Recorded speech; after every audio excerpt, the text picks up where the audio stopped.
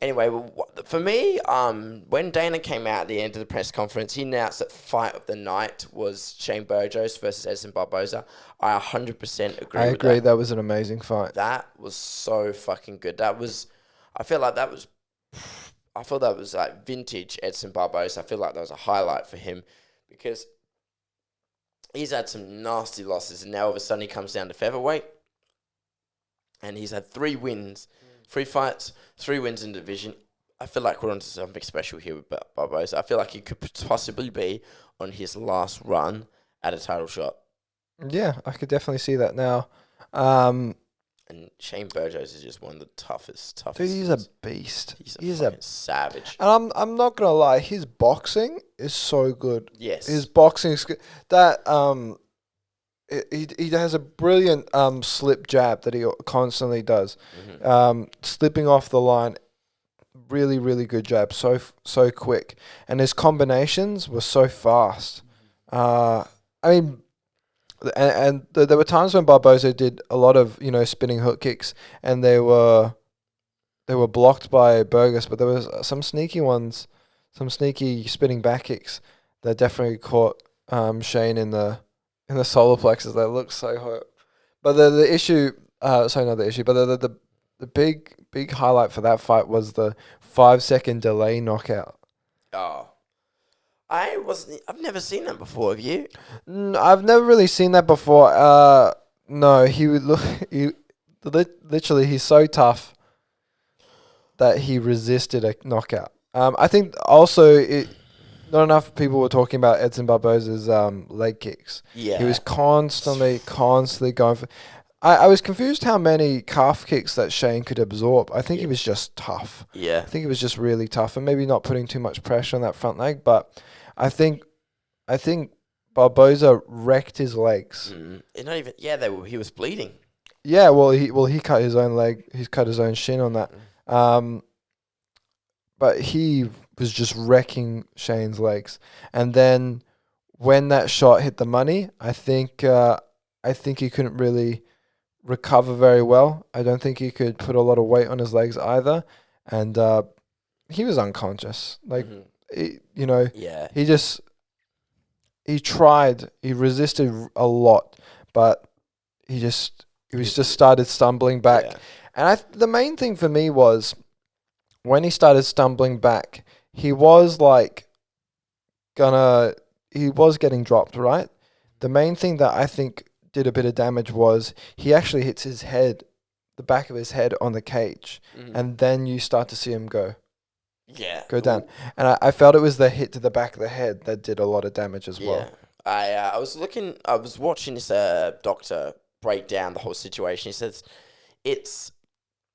could have been some sort of form of concussion, but the concussion is always delayed because it varies from person to person, so it was a very, very delayed response from the body. If you think about it, the amount of shots that Shane Burgos absorbed throughout the whole fight. Crazy chin. But Edson threw some very fast kicks, like that spinning hook kick, and then Shane just blocked. And he threw some kicks to the body.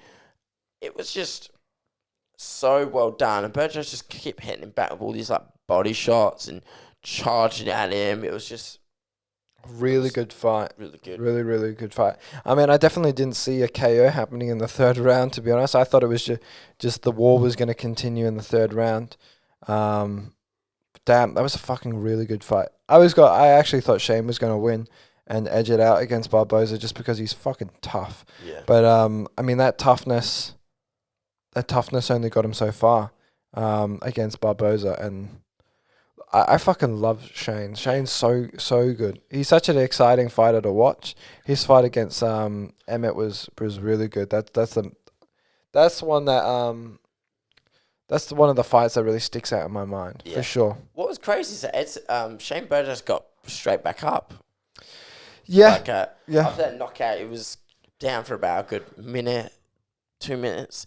He just gets back up. He's all good. He's all breathing. He's talking fine. One thing that was scary to look at was his eyes when he was going backwards. It was just shutting down completely. Yeah, it was similar to McGregor, looking straight forwards but not really being there. Really, really exciting fight. Very competitive fight. I think a lot of people were thinking maybe it could be a 19-19 going into the third round, just because especially that first round was very competitive. Yeah. Very, very competitive. Very back and forth. And Shane was hitting some really beautiful body shots that I thought that could be an issue with Barboza. But Barboza, he's got really good cardio, to be honest, because all of those kicks, they are high risk, high reward kicks. The spinning hook kicks, the spinning back kicks, they're very high reward kicks, because it's not like doing a roundhouse or a side kick or a teep to the body. You consume a lot of energy, and when you're in a fight like that, you want to conserve as much energy and be as efficient as possible. He throws a lot of high risk, high reward kicks, but his output didn't change. I think featherweight Edson Barboza is a killer. I think he's already a killer before, but I think he'll really strive. Really, really strive at featherweight. He's stacking up a kill streak. 3 fights, 3 wins. Who do you reckon he should fight next, though? Does he break into the top 10 now?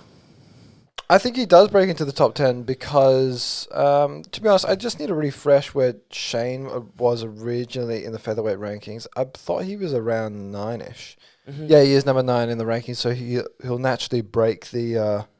he'll move from number 13 to number 9. Look, Josh Emmett is at number 6. I think that would be a brilliant fight. Josh Emmett against Edson Barboza. Josh Emmett hasn't fought in a while, to be honest. Yeah. His last fight was Shane Burgos. Yeah, I'd love to see maybe a Calvin Kattar versus Edson Barboza. That'd be incredible. That would be incredible. An Arnold Allen against Edson Barboza. That'd be really cool as well. I think time is. I think the main thing is time is of the essence with Edson.